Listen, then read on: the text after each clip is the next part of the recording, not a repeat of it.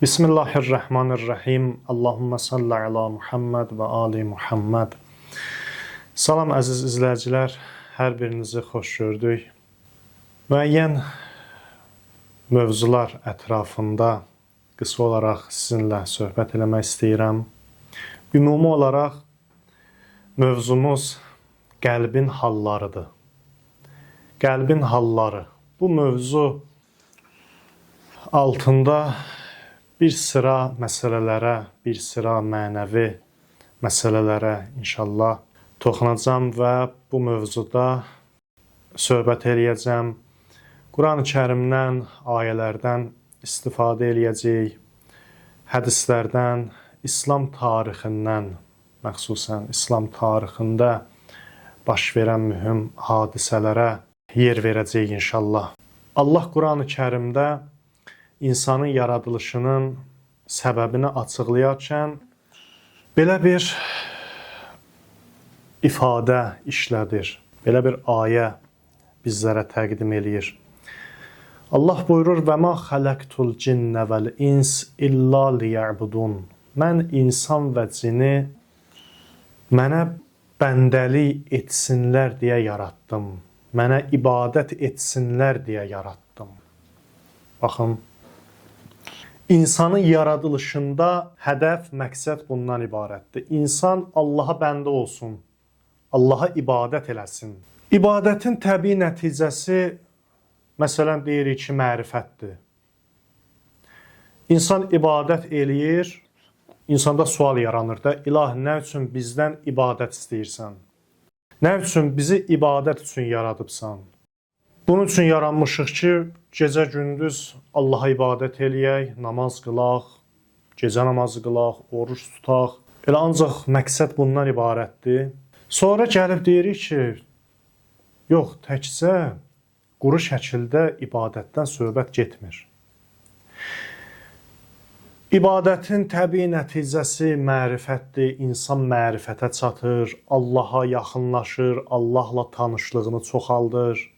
Mərifət, yəni tanımaq da, Allahı haqqı ilə tanımaq, Allaha yaxınlaşmaq.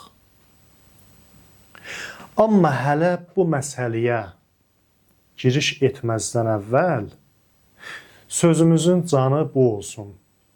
Hələ ki, əsas sözümüz bundan ibarət olsun ki, bizlər ibadət eləyərkən, ibadətə başlayarkən, məxsusən də yeni ibadətə başlayanlara aid olsun və ümumiyyətlə ibadət edənlərə bunu deyək ki, ilk əvvəldə insan nəsə mənəvi seyr, seyri suluq, mərifət, mərifətin dərəcələri bu haqda düşünməsin. Bu fikirlə ibadətə başlamasın. Biraz da ibadət eləyəndən sonra İnsanda belə bir fikir yaranar ki, bəs nə oldu, mən ibadət elədim, amma bir yerə çıxa bilmədim, bir yerə çatmadım. İnsan əgər bu fikirlə ibadətə başlasa, insanda bir müddətdən sonra belə bir fikir yaranar. Ona görə də deyirik ki, əzizlər, insan ibadət eləyərkən, namaz qılarkən və digər ibadətləri yerinə yetirərkən, məqsədi bu olsun ki, mən Allahın əmrini yerinə yetirirəm. Mən Allaha təslim olmaq üçün, Allahın qarşısında bəndə olduğumu etiraf etmək üçün, bəndəlik sərgiləmək üçün ibadət eləyirəm. Mənim vəzifəm ibadət etməkdir, bəndəlik eləməkdir. Mən Allahın əmrinə təsliməm. Baxın, mühüm məsələ budur. İnsan ibadət etməklə bunu göstərir ki, mən Allahın əmrinə təsliməm. Bəndəlik bax budur. Təslimiyyət halıdır. Allahın qarşısında, Allahın huzurunda təslimiyyət halıdır. İbadəti insan bu məqsədlə yerinə yetirməlidir. Mən Allaha bəndəlik eləyirəm. Mən Allahın əmrinə təsliməm. Allah məndən bəndəlik istəyir. Bəndəliyin əsasını təslimiyyət təşkil eləyir. Bəndəlik yəni təslimiyyət. Qeydsiz, şərtsiz Allaha təslim olmaq. İnsan əgər Allaha təslim olsa, onun əmrlərini çək-çevirə salmadan, nuşcanlıqla qəbul eləsə, şirin bir şey kimi qəbul eləsə və onu yerinə yetirsə, ona boyun əysə, insan Allaha həqiqi bəndə olar. Baxın, Peyğəmbərə itaət də bundan keçir. İmama itaət də bundan keçir. İnsan əgər Allahın əmrlərinə təslimdirsə, qeydsiz, şərtsiz Allahın göstərişlərinə boyun əyirsə və onu qəbul eləyirsə, Allah deyəndə ki, və ətiur rəsul və Peyğəmbərə də itaət eləyin, insan bunu da Allahın əmri olaraq qəbul eləyəcək və Peyğəmbərə də itaət eləyəcək. Sonra deyəndə ki, və ulul əmri minkum, özünüzdən olan əmr sahiblərinə itaət eləyin, insan deyəcək, ilahi sənin əmrindir, baş üstə. Mən imama da itaət eləyəcəm. Çünki getdikcə fikir verirsiniz, çətinləşir axı. İnsana bir mənada rahatdır. Rahatdır ki, birbaşa Allahın özünə ibadət eləsin. Allaha təslim olsun, Allaha boyun əysin, Allaha ibadət eləsin, səcdə eləsin. Bu asandır. Amma Allah deyəndə ki, Peyğəmbərə də itaət elə, biraz iş çətinləşir. Bəziləri üçün çətinləşir. Çünki artıq iş Allahdan çıxdı bir mənada. Artıq gəlir insana da sən itaət eləməlisən. Peyğəmbər də bizim kimi insandır, bəşərdir yəni. Mən Peyğəmbərə də itaət eləməliyəm. Bir anlıq təsəvvür eləyin, biz tarixdə olan Peyğəmbər haqqında asanlıqla danışırıq. Ki, Peyğəmbərə itaət eləyirik, Peyğəmbərə canımız qurban, bunu deyirik. Amma siz Həzrəti Peyğəmbəri Allah Peyğəmbərliyə seçir və yaşadığı cəmiyyətə göndərir. Bir anlıq o cəmiyyəti təsəvvür eləyin ki, Peyğəmbər bunların qonşusudur məsələn. Uşaqlıqdan Peyğəmbəri görüblər, bu adamı görüblər. Bunların arasında yaşayıb, bunların arasında böyüyüb. Bunların qohumudur, bunların qonşusudur, yaxınıdır. Gəlir belə bir insan, deyir ki, mən Peyğəmbərəm. Allahın ayələrini onlara oxuyur, çatdırır. Və sonra da deyir ki, mənə də itaət eləməlisiniz. Allah deyir ki, Peyğəmbərə də itaət eləyin. Baxın, insanlar üçün çətinləşir. Deyirlər ki, Allahı bildik, Allahı başa düşdük. Allahdır, yaradıb bizi, ibadət eləməliyik. Özümüz kimi bir insana artıq tanıyırıq da, səni gözümüzün qabağında böyüyübsən. Sənə itaət eləyək, biraz çətinləşir bəziləri üçün. İşi biraz da çətinləşdirən budur ki, Allah deyir ki, Peyğəmbərə itaət eləməsəz, sizin mənə olan ibadətinizi, bəndəliyinizi mən qəbul eləmirəm. Bunun faydası yoxdur, mənası yoxdur. Allah da Peyğəmbərə baxın, ayə nazil eləyir. Qul in kuntum tuhibbunallah. Peyğəmbər, onlara denən, əgər Allahı sevirsinizsə, fəttəbi'uni, mənə itaət eləyin, mən Peyğəmbərə itaət eləyin. Allah deyir ki, Peyğəmbər onlara denən ki, əgər Allahı sevirsinizsə, sən Peyğəmbərə itaət eləsinlər, Allahın sözüdür. İtaət eləsinlər ki, yuhbibkumullah, Allah da onları sevsin. Allah özünə sevginin mərkəzində gətirdi, Həzrət Peyğəmbəri qərar verdi, Həzrət Peyğəmbəri qoydu, dedi, Peyğəmbərlə gəlin mənə doğru. Peyğəmbərə də itaət elə, mənə bəndəlik elə, səni qəbul eləyim. Mənim göndərdiyim elçini qəbul eləməsən, sənin bəndəliyini mən qəbul etməyəcəm. Çünki sən Peyğəmbərimi qəbul etmədən həqiqi bəndə ola bilməyəcəksən. Sən bəndəliyin yolunu bu şəxsdən öyrənməlisən. Sənə köməkçi göndərmişəm, sənə öz nümayəndəmi, öz dostumu göndərmişəm, öz elçimi göndərmişəm. Peyğəmbərə itaət elə ki, o səni gətirib mənə çıxarsın, Allaha çatdırsın. Bunun üçün göndərmişəm. Sən də deyirsən ki, mən səni qəbul eləmirəm, mən özüm Allaha doğru gedəcəm. Bu mümkün olan iş deyil ki. Ətiullah, Allaha itaət eləyin və ətiur rəsul, Allah özündən sonra peyğəmbəri gətirir. İnsanlara nə qədər çətin də olsa, başa düşdülər, peyğəmbəri də qəbul elədilər, peyğəmbərə də itaət elədilər. Məsələ biraz da çətinləşir. Baxın, qəlbin halları, qəlbi imtahan eləyir Allah. İmtahan qurtarmır. İnsanın imtahanı qurtarmır. İnsanın qəlbində nələr baş verir, nə təlatümlər baş verir. Allahın əmri ilə insan peyğəmbərə itaət eləməlidir. Peyğəmbərə itaət eləyir. Təkəbbür məsələsi gəlir gündəmə. İnsanın egosu var, insanın təkəbbürü var, insan qəbul eləyə bilmir, kiməsə itaət eləsin. Qəlbdə nə hallar baş verir? Gəlir peyğəmbəri də qəbul eləyir. Ondan sonra deyir ki, və ulil əmri minkum, özünüzdən olan əmr sahibləri, imamlara, əhl-i beytə də itaət eləyəcəksən. Məsələ biraz da çətinləşdi. Qəlbin halı biraz da dəyişdi. Məsələ qəlb üçün biraz da çətinləşdi, ağırlaşdı.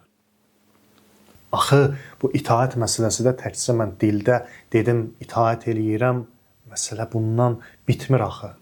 İnsan qəlbən təslim olmalıdır peyğəmbərə, imama. Qəlbən bağlanmalıdır, qəlbən sevməlidir ki, bu itaət bir fayda versin də insana. İnsanın qəlbində təvazökarlıq halı yaransın. Qəlb üçün çətindir. İnsanın qəlbi üçün məsələ çətinləşir. Ona görə də, baxın, sözümüzün canı bundan ibarətdir. Bəndəli deyəndə təslimiyyət məsələsi gündəmə gəlir. Təslimiyyət mövzusu gündəmə gəlir. Mən Allaha nə qədər təsliməm? Allahın əmrlərinə mən nə qədər təslim olmuşam yaşayışımda? Allaha ibadət eləyirəm. Bu asan gəlir mənim üçün. Necə ki, iblisə də asan idi. İblis üçün çox asan idi. Allaha ibadət eləyirdi, namaz qılırdı, səcdə eləyirdi. Amma təslim olmamışdı. Bütövlükdə, tam şəkildə Allaha təslim olmamışdı deyə Allah ikinci əmrin verəndə ki, yaratdığıma səcdə elə, ona itaət elə, dedi ki, ilahi yox, bunu bacarmaram. Gəldi, burada ilişdi. Allahın vəlisinə itaət eləməkdə, təzim eləməkdə ilişdi, çətin gəldi. Çünki tam şəkildə, bütövlükdə, bütün varlığı ilə Allaha təslim olmamışdı. Allaha muti şəkildə bəndə olmamışdı. Ona görə deyirlər, məşhur sözdür, deyirlər ki, iblis abid idi, ibadət eləyirdi, amma əbd olmamışdı, bəndə olmamışdı. Bəndə, yəni Allaha qeydsiz, şərtsiz itaət eləyən, təslim olan. Allahın sözünün qarşısında söz deməyən, arqument gətirməyən, özünə haqq qazandırmaq üçün sübut dəlil gətirməyən ki, iblis bunu elədi, öz əməlinə bəraət qazandırmaq üçün sübut dəlil gətirdi. Çünki qəlbən təslim olmamışdı. Ona görə də insan çalışmalıdır bu ibadətlər vasitəsilə. İlk öncə özündə bəndəlik halını yaratsın. Bəndəlik halı nədir? Təslimiyyət halı. Baxın, bu sözü yadımızda saxlayaq. Deyəndə ki, bəndəlik nədir? Allaha niyə ibadət eləyirsən? Deyirsən ki, mən çünki Allaha bəndə olmağa çalışıram. Mən Allahın huzurunda bəndəliyimi nümayiş elətdirirəm. Allaha bəndə olduğumu göstərirəm. Desələr, bəndə yəni nə? Bəndə deyəndə nəyi nəzərdə tutursan? Deyən ki, sözsüz, qeydsiz, şərtsiz təslimiyyət nəzərdə tutulur. Allahın əmrlərinin qarşısında. Allahın əmrlərini qeydsiz, şərtsiz qəbul eləyirəm. Allaha bütün varlığımla, vücudumla, qəlbimlə təslim oluram. Allahın əmrlərinin qarşısında. Ona görə də çalışaq bu halı, bu xüsusiyyəti özümüzdə yaradaq. Qəlbən təslim olaq. İlk öncə insan Allaha təslim olmağı bacarmalıdır. Allahın əmrlərinin qarşısında, Allahın göstərişlərinin qarşısında insan təslim olmağı bacarmalıdır. İnsan təslim olmalıdır. Ali insani dəyərlərə, ümumiyyətlə, bütün o mənəvi qapıların üzümüzə açılmağını istəyiriksə, yolu təslimiyyətdir, təslimiyyətdən keçir. Allaha təslim olmaq, qəlbi ilə, vücudunla, bütün varlığınla Allaha təslim olasan. Mümkündür, ibadət eləyəsən, qəlbdə başqa hallar ola. Belə hallar varsa da, narahat olması bir haldır, amma insan özünü düzəldə bilər. İnsan onun üzərində işləməlidir. Mən namaz qılıram və yaxud da məsələn namaz vaxtı gəlir, azan deyilir, narahat oluram ki, yenə də namaz vaxtı gəldi, yenə də mən işimi atmalıyam, sevdiyim bir işlə məşğulam, onu atmalıyam, ondan qopmalıyam, ayrılmalıyam, getməliyəm namaza. Bu prosesin özü axı çətindir də. Sevdiyin bir işlə məşğulsan, nəfsə xoş gələn bir işlə məşğulsan, azan verilir, namaz vaxtıdır, onu tərk eləyirsən, qopursan ondan, gedirsən, namaz qılırsan. Bu insan üçün çətindir. Ona görə də mümkündür insan əməli yerinə yetirir, amma qəlbində başqa hal var. Narazıçılıq var, etiraz var. Baxın, demək, qəlbən biz hələ namaza bağlanmamışıq. Qəlbən biz hələ təslim olmamışıq. Sözümüz budur ki, bu xəstəliklər, bu nöqsanları, qüsurları aradan aparmalıyıq. Təslimiyyət, yəni Allahın əmrlərini şirin şəkildə qəbul eləmək, bu halı özümüzdə yaratmaq və belə olanda insan namazdan da yavaş-yavaş başlayacaq ləzzət almağa. Namaz həqiqətən də insanın ruhunun qidasına çevriləcək və insan bunu ruhən hiss etməyə başlayacaq.